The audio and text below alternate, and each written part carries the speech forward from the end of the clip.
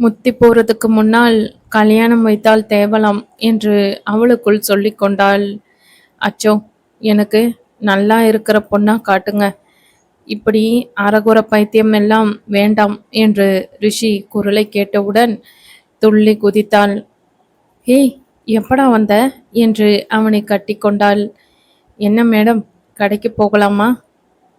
நந்து, நீங்க ரொம்ப மோசம். ஷாப்பிங் எல்லாம் முடிச்சாச்சு, மெதுவா வந்து கேக்குறீங்க என்று அவன் மார்பில் அழுந்த புதைந்து கொண்டாள். இடுப்பில் கை வைத்து குறுகுறுப்பு மூட்டி, நான் என் பொண்டாட்டிக்கு வாங்க வேண்டாமா? சீக்கிரம் கிளம்புங்க மேடம். அவள் அறை முழுவதும் பைக்களை பார்த்து, அடி பாவி, வந்த ஒரு நாளில் இத்தனை ஷாப்பிங் செய்தீங்களா? எங்க மாமா பாவம், இப்படி செலவு செய்தால் எப்படி தாங்குவாரு? இதுக்கே இப்படி சொன்னால் எப்படி நந்து சார்? இது கொஞ்சம்தான். உங்களுடன் போகும்போது இதைவிட அதிகமா வாங்கலாம் என்றளவா நினைத்தேன். நந்து சட்டப்பையை தொட்டு பார்த்து கொண்டு, நல்ல வேளை நான் பணம் எடுத்துட்டு வரல செல்லம். பணம் இல்லை என்றால் பரவாயில்ல, உங்க கார்டு கொடுங்க ரிஷி சார் என்று உரிமையாக அவன் பர்சில் இருந்து கார்டை எடுத்தாள். சரியான ராட்சசி டிடி. நான் ராட்சசி என்றால் நீங்க ராட்சசன், புரிந்ததா? அவள் அப்பா ராம் ரிஷியை தேடி சக்தியின் அறைக்கு வந்துவிட்டார். வாங்க மாப்பிள. மாமா, எத்தனை தடவை சொல்றது, நான் உங்களுக்கு ரிஷி தான். எனக்கு இருக்கிறது ஒரே பொண்ணு, அதனால நீங்க மாப்பிள தான் என்று முடித்து விட்டார். ரிஷி உடனே கைகளை தூக்கி சரண்டர்.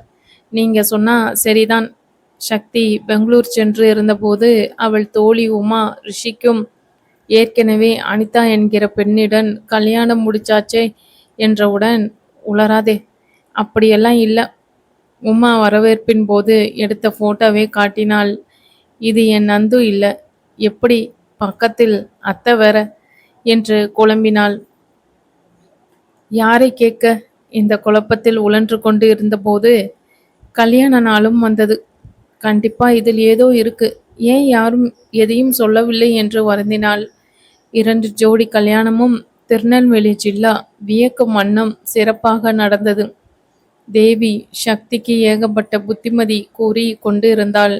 ரிஷி மனது கோணாமல் நடந்துக்கோ என்று கூறியவுடன் அவள் மடியில் தலை வைத்து படுத்து கொண்டாள். உன் மருமக தான் பெரிது என்று என்னை வந்து பார்க்காமல் இருக்காதே. நேரம் ஆக ஆக சக்தி அறியாமல் அவள் கண் கலங்கியது. தாமரை அவளுடனே இருந்தாள். சக்தி, தாரிணி 2 ஜோடிகளுக்கும் அன்றே முதல் இரவு ஏற்பாடு செய்யப்பட்டு இருந்தது. சக்தி வெண்பட்டில் ஊதா நிற பார்டர் சாஃப்ட் சில்க் புடவை கட்டி, கழுத்துக்கு அழகான ஆரம் அணிந்து, தளர்வான முடிக்கு நெருக்கமான மல்லிகைப்பூவை சூடி எழில் ஓவியாக திகழ்ந்தாள். தாரிணி அவளை கட்டிப்பிடித்து, சக்தி, எங்க அண்ணன் இப்பவே பிளாட் ஆகிடுவான். நான் மட்டும் பையனா பிறந்திருந்தா நடக்கிறதே வேற. சும்மா இரு தரு என்று வெக்கப்பட்டாள். ஆஹா, சக்தி குட்டிக்கு வெக்கம்லாம் வருது என்று தாமரை உள்ளே நுழைந்தாள். சும்மா இருங்க அத்தை, நானே வெக்கப்படுறது அதிசயம்.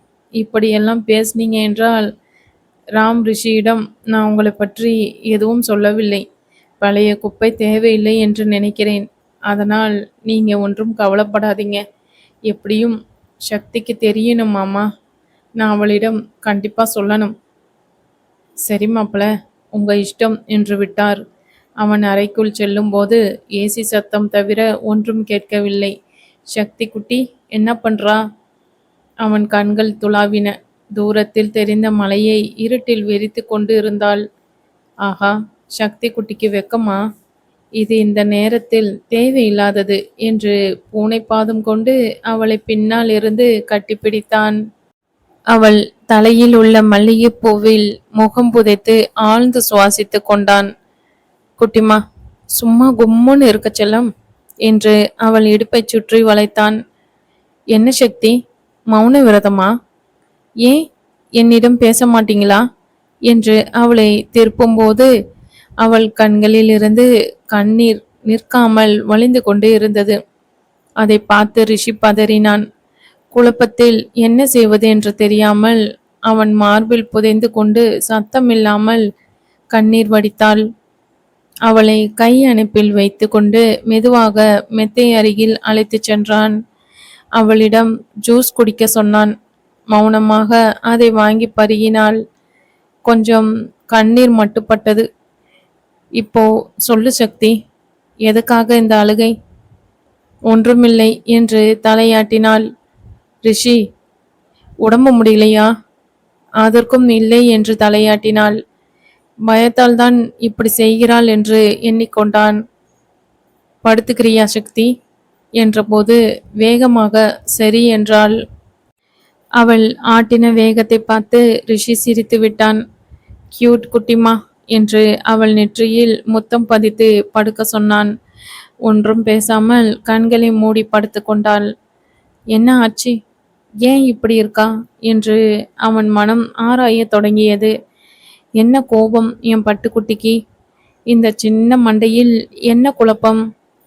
அவள் பெங்களூரு போயிட்டு வந்த, நான் சென்னை போனப்போ கூட ஒழுங்காதானே பேசினான். பிறகு, அதாவது போன வாரத்திலிருந்து ஒழுங்கா பேசுறதில்ல. எதனால இப்படி குழம்பி இருக்கிறா என்று யோசித்தான். எத்தனை கனவுகளை சுமந்து கொண்டு வந்தேன். இங்க நடக்கிறது எல்லாமே தலைகீழ் என்று ஏக்க பெருமூச்சு விட்டான். அவள் அருகில் ஒன்றும் கூறாமல் அவளை பார்த்து கொண்டு படுத்தான். அவள் முகத்தில் விழும் முடிக்கற்றுகளை ஒதுக்கிவிட்டான். அவள் கன்னத்தில் இருக்கும் மச்சத்தை அவன் கைகளால் பட்டும் படாமல் வருடினான். செவந்த அதரங்களின் அவன் பார்வை நிலைத்தது.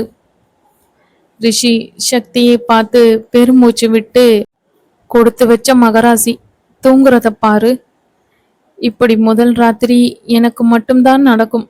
அவள் கன்னத்து மச்சமும் செவந்த அதரமும் அவனை படுத்தியது. கைகளால் மெதுவாக வருடி கொஞ்சினான்.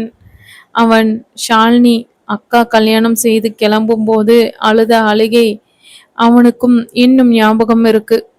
அது போல என் சக்தி குட்டிக்கும் கஷ்டமா இருக்குமோ? என்ன கஷ்டம்னு சொன்னால் தானே தெரியும். மனசுல வைத்து கொண்டால் இவளை எப்படி நான் புரிந்து கொள்ள? ஷாலினி அக்கா முன்பின் எங்கேயும் போகாதவங்க. ஆனா சக்தி அப்படி இல்லையே. இவ அவங்க அம்மா அப்பா விட்டு அமெரிக்கா வரைக்கும் தனியா வந்து தங்கி இருக்கா. என்ன குழப்பம்? எல்லோருடனும் சந்தோஷமாக தானே பேசிக்கொண்டு இருந்தாள். என்னிடம் மட்டும்தான் கோவமா? ஒருவேளை அசதியா இருக்குமோ? நான் தான் தேவையில்லாம குழம்பிக்கிறேன் போல. காலையில் சரியாயிடுவாங்க மேடம் என்று சத்தமில்லாமல் டிவி பார்த்து கொண்டு இருந்தான். எல்லா சேனலிலும் ஒரே மாதிரி அவனை கடுப்பேற்றும் பாடல்கள் தான் ஒலித்தன. இந்த டிவி சேனல் ஆளுங்களுக்கு எங்க என் நிலைமை புரிய போகுது என்று டென்னிஸ் மேட்ச் பார்த்து கொண்டு அவன் அறியாமலேயே தூங்கிவிட்டான். விடியற் காலையில் எப்பொழுதும் போல கண் விழித்த சக்தி அவள் மீது ஏதோ கனமாக இருப்பதை உணர்ந்தாள். கண்களை மெதுவாக திறந்து பார்த்தபோது அவளுடைய நந்து முகம் வெகு அருகில். அவன் கைகளால் இவளை வளைத்து பிடித்து கொண்டு இருந்தான். இவளால் கொஞ்சம் கூட நகர முடியவில்லை. சத்தம் செய்யாமல் அவனை பார்த்து கொண்டு இருந்தாள். சரியான உடம்பு பிடிதான் கண்ணா என்று அவனை கொஞ்சிக் கொண்டாள். அவன் மூக்கு, சிகை, கண், காது, மூக்கு என்று அவள் கைகள் அவன் முகத்தில் ஊர்வலம் வந்தன. சக்தி கண் விழித்து அசைந்தவுடன் ரிஷிக்கு விழிப்பு வந்தது. சக்தி என்ன செய்யறா பாப்போம் என்று அப்படியே கண் மூடி படுத்து கொண்டே இருந்தான். காலையிலே என்ன இப்படி படுத்துறாளே, என்ன செய்ய ராட்சசி? ஒரு நைட் வேஸ்ட் செய்துட்டு விடியலில் செய்யும் வேலையை பாரு. சக்தி ரிஷி கைகளை மெதுவாக நகர்த்தினாள். முன்பை விட இன்னும் அழுந்து பிடித்து கொண்டு இருந்தான். இவன் சரிப்பட்டு வரமாட்டான் என்று அவள் முடியை கொண்டு அவனுக்கு மெதுவாக குறுகுறுப்பு மூட்டினாள். அவன் கைகள் மெதுவாக விலகும்போது வேகமாக நழுவி குளியலறைக்குள் புகுந்தாள். சரியான திருடன் என்று குளித்து வெளியே வந்தாள். ரிஷி அப்படியே படுத்து கொண்டே இருந்தான். சரியான சோம்பேறி, இன்னும் எழுந்துக்கல என்ற சக்தியிடம், ஆமாண்டி, விடிய விடிய என்ன தூங்க விடாமல் செய்துட்டு இப்ப எதுவும் பேசுவ, இன்னமும் பேசுவ. இதையெல்லாம் ஓவர் மிஸ்டர் ரிஷிநந்தன் அவர்களே. காலையில ஏன் என்னை வம்புக்கு இழுக்கிறீங்க? ரிஷி கடுப்பாக, உன்னை இழுக்க முடியல, அதனால வம்பையாவது இழுக்கலாம் என்றுதான். ஓவரா பேசாதீங்க நந்து, எனக்கு கோபம் வரும். எனக்கே இங்க இந்த புடவை கட்ட வரல என்று போராடிக்கிட்டு இருக்கேன். வந்து ஹெல்ப் செய்யாட்டியும் கோவப்படுத்தாமல் இருக்கலாம்ல. ஆஹா, இதை பார்க்காமல் போனேனே. மனதில் குட்டிக்கொண்டு, நல்ல சான்ஸ், மிஸ் செய்யாத ரிஷி பாய் என்று துள்ளி குதித்து அவள் அருகில் சென்றான். அவன் துள்ளி குதித்தவுடன் தான் சக்தி சொன்னதை உணர்ந்தாள். அச்சோ, நானே இப்படி வாய் கொடுத்து மாட்டிக்கிட்டேனே என்று புடவையே நழுவ விட்டாள். ரிஷி அவள் மேனி செழுமையில் அவனை மறந்தான். மெதுவாக அவள் அருகில் முன்னேறினான். சக்தி குரலை எழுப்பாமல், அங்கேயே நில்லுங்க ப்ளீஸ் நந்து. ஒரே எட்டில் அவளை பிடித்தபோது மேத்தையில் விழுந்தாள். ரிஷியும் பேலன்ஸ் தவறி அவள் மீது விழுந்தான். காலையில் பூத்த மலர் போல புத்துணர்வாக இருக்கும் மனைவியின் முகம், அங்க வளைவுகள் அவனை இம்சை செய்தன. அவள் மேனியின் செழுமையில் அவனை இழந்தான். மனதில், வெள்ளாவி வச்சுதான் வெளுத்தாங்களா, எங்க அத்தை வெயிலே படாம வளர்த்தாங்களா என்ற பாடல் வரிகளை பாடிக்கொண்டான். சிவந்து இருக்கும் மாதுளை அதரங்களை அவனுக்கு போதை ஏற்றி அழைப்பு விடுத்தன. அவனை கட்டுப்படுத்த முடியாமல் அவள் உதட்டை சிறை செய்தான். சக்தி கைகள் அவன் முதுகிலும் கேசத்திலும் சுதந்திரமாக விளையாடின. ரிஷி அவளை அவன் மீது போட்டுக்கொண்டு அணைப்பை இறுக்கினான். சக்தி கைகள் அவன் முகத்திலும் ஆசையாக ஊர்வலம் வந்தன. இருவரும் மோன நிலையில் இருக்கும்போது கதவு தட்டும் ஓசை கேட்டு, ச, பூஜை நேர கரடி என்று முணுமுணுத்தான். நான் தான் அத்தையை புடவை கட்டி விட வர சொன்னேன் என்ற சக்தியிடம், ரொம்ப முக்கியம், உன்னை விடுறதா இல்லடி, ப்ளீஸ் சக்தி. அவன் முகத்தை பார்த்து சக்தி கிளுக் என்று சிரித்து விட்டாள். சக்தி போகாத என்று ரிஷி அவள் கையை பிடித்து கொண்டான். வரேன் என்று குரல் கொடுத்து, ப்ளீஸ் நந்து என்று கெஞ்சி எழும்போது அவளை அணைத்து இறுக்கி முரட்டுத்தனமாக முத்தம் பதித்து அவள் கன்னத்தை கடித்து, உன்னை வச்சுக்கிறேன் என்று குளியலறைக்குள் நுழைந்தான். நந்து என்று சொல்லி அவனை முறைக்கும் முன் குளியலறைக்குள் மறைந்தான். வாசலில் தாமரை காப்பியுடன் நின்று கொண்டு இருந்தாள். சக்தி புடவையை சுத்தி இருப்பதை பார்த்து சிரித்து விட்டாள். அத்தை, சிரிக்காதீங்க. 1 மாதத்திற்கு புடவை கட்டணும் என்று கண்டிஷன் போட்டீங்களே, எனக்கு கட்ட தெரியுமா என்று கேட்டு இல்ல கண்டிஷன் போட்டு இருக்கணும். பாருங்க, 1 மணி நேரமா இது கூட போராடிக்கிட்டு இருக்கேன். இரு, நான் கட்டி விடுறேன், இனி நீயே கட்டி பழகு என்று அவளுக்கு அழகாக கட்டிவிட்டாள்.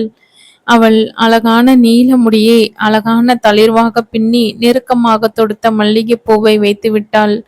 சக்தி, இயற்கையிலேயே உன் அழகிற்கு ஆண்டவன் திருஷ்டி போட்டு வைத்திருக்கிறார் பாரு. சக்தி, அச்சு அச்சு என்று தும்பி, எனக்கு ஏற்கனவே சளி பிடித்திருக்கத்த, நீங்க வேற பார் ஐஸை தூக்கி வைத்தால் என் உடம்பு தாகுமா? குளித்து முடித்து வெளியே வந்தபோது இந்த காட்சியை கண்ட ரிஷி, நீங்க செல்லம் கொடுத்து உங்க மருமகள் கெடுத்து வச்சிருக்கீங்க. அந்த அனிதா என் அன்னையை பற்றி எப்படியெல்லாம் பேசினாள். இப்பொழுது சக்தியும் தாமரையும் கொஞ்சுவதை பார்க்க அவனுக்கு மகிழ்ச்சியாக இருந்தது.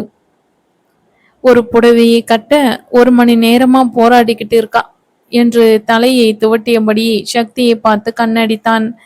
அப்படி அவள் புடவை கட்ட போராடியதால் தான் தரிசனம், வேற பாக்கியம் எல்லாம் கிடைத்தது என்ற மனசாட்சியை அடக்கினான். உனக்கு ஏண்டா பொறாம? நானும் என் மருமகளும் கொஞ்சிப்போம், சண்டை போட்டுப்போம், நீ எங்க விஷயத்துல தலையிடாத, புரிஞ்சுதா என்று தாமரை மிரட்டினாள்.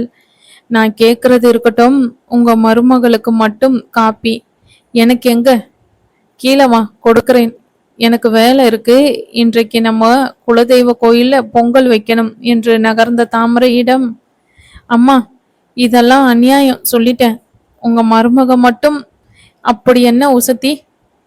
என் தங்கம் எப்பொழுதும் எனக்கு உசதிதான் என்று கூறிய தாமரையை சக்தி கட்டி பிடித்து முத்தம் கொடுத்து ரிஷியை பார்த்து பழிப்பு காட்டினாள். அத்தை, நம்ம தோட்டக்கார முத்து அண்ணனிடம் கூறி நமக்கு பெரிய பூசணிக்காய சுத்தி போட சொல்லணும். உங்க மகன் கண்ணே போதும், நாட்டுக்கு ரொம்ப முக்கியம் என்று ரிஷி பல்லை கடித்தான். ரிஷி, உங்க அம்மா தான் உனக்கு முதல்ல எதிரி. எப்பொழுதும் உனக்கு வர வேண்டிய முத்தம் எல்லாம் அவங்களே வாங்கிக்கிறாங்க என்றது மனசாட்சி. சக்தி அவன் கண்ணில் பொறாமையை கண்டு, அத்தை, இங்க ஒரே தீர வாசனை வருது, உங்களுக்கு தெரியுதா? ஆமா குட்டிமா என்று தாமரை ஊத்து ஊதினாள். சக்தியை பார்த்து கொண்டே அவன் அம்மாவிடம், எனக்கு ஒழுங்கா கொடுக்க வேண்டியதை கொடுக்க சொல்லுங்க, இல்லை என்றால் நானே எடுத்துக்குவேன். ஸ்வீட் எப்படியும் அதிகமாக தான் இருக்கு என்று அவள் இதழை பார்த்து கூறினான். அவன் காப்பியை பற்றி தான் பேசுறான் எண்ணி தாமரை, டே, உனக்கு காப்பி கொண்டு வந்திருக்கேன், அவன் கொடுத்தால் வாங்கி குடி, இல்லை என்றால் பேசாம கீழே வந்து குடி. அவ காப்பியில் ஸ்வீட் அதிகமா போட்டு தான் குடிப்பான். சக்தியின் இதழை பார்த்து அவளிடம் கிசுகிசுப்பாக, நானும் ஸ்வீட் அதிகமாக தான் சாப்பிடுவேன் குட்டிமா, எனக்கும் அதுதான் பிடிச்சிருக்கு.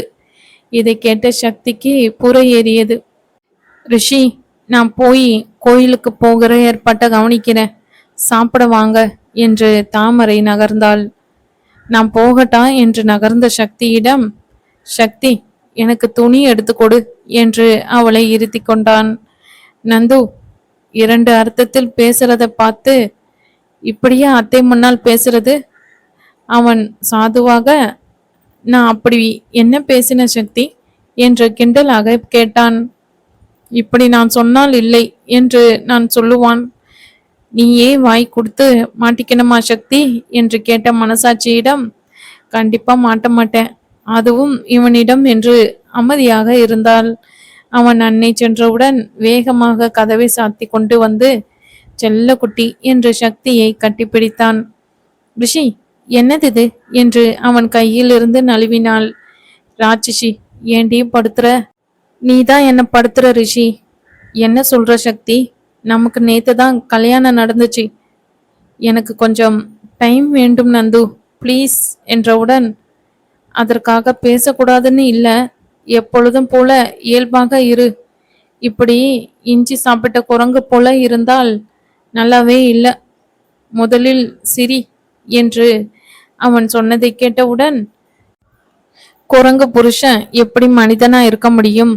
நீயும் அதனால குரங்குதான் என்று அவன் மீது தண்ணீர் பாட்டிலை கவிழ்த்தாள். அவள் செயலை ரசித்து, எப்ப இருந்தாலும் நீ என் பொண்டாட்டி தான், இன்னும் நமக்கு காலம் இருக்கு சக்தி, எதையும் நினைத்து குழப்பிக்காத குட்டிமா. நீ உனக்கு எப்ப தோணுதோ அப்ப என்னை ஏத்துக்கிட்டால் போதும், அதற்காக எனக்கு தடை போடாத. அப்பப்போ முத்தம் எல்லாம் கொடுக்கப்படும். இப்போ எனக்கு துணி எடுத்து கொடுங்க மேடம். ரிஷி, நீங்க என்ன குழந்தையா? இத்தனை நாள் இந்த வேலையெல்லாம் நீங்க தானே செய்தீங்க. இந்த கதையே வேண்டாம் சக்தி மேடம், என் வேலையெல்லாம் நீங்க தான் செய்யணும், இதுதான் முதல் கண்டிஷன். உன் வேலையை நான் செய்வேன். என்னது யோசிக்கிறியா? உன்னுடைய துணியெல்லாம் நான் எடுத்து தரேன் என்று கண்ணடித்தான்.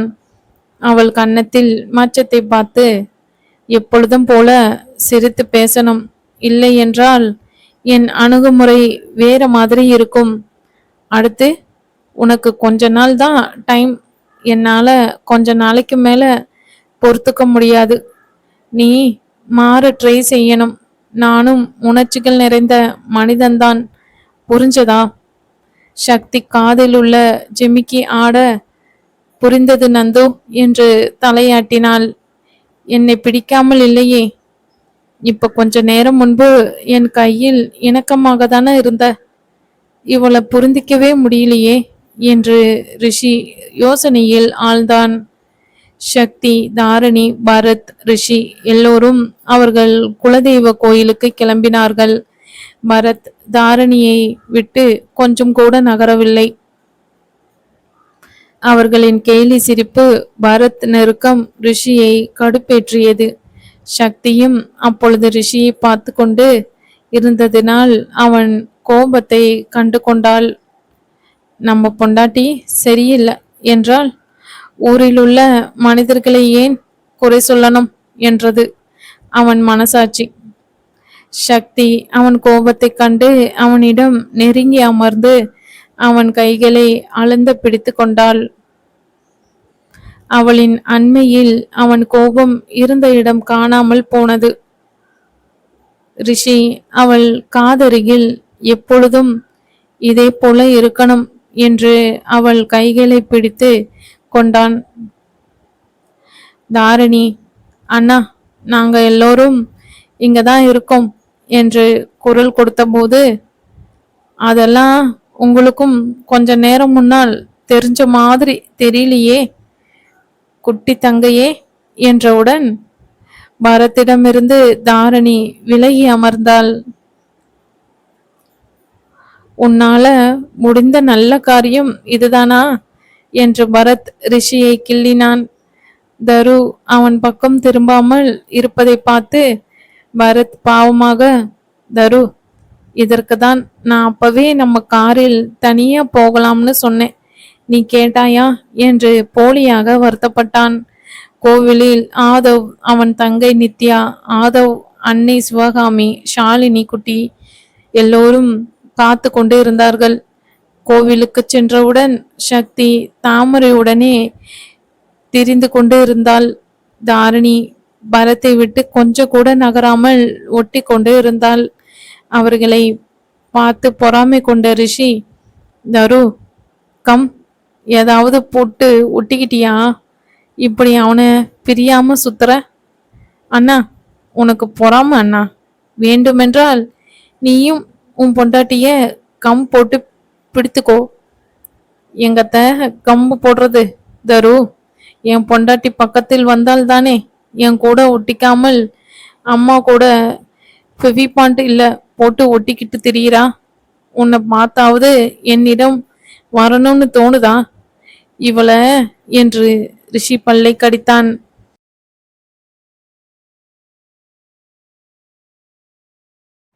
இப்படியே சக்தியை கடத்திட்டு போயிடலாம் என்று கூட ரிஷி யோசித்தான். சக்தி ஊரை கூட்டிடுவா என்று அமைதி காத்தான். சக்தி அங்கே தாமரையுடன் பொங்கல் வைக்க உதவி ஏற்பாடு செய்து கொண்டே இருந்தாள். அத்தை, இந்த இடம் அமைதியா இருக்கு, தோட்டம் நடுவில் கோவில் சின்னதா அழகா இருக்கு,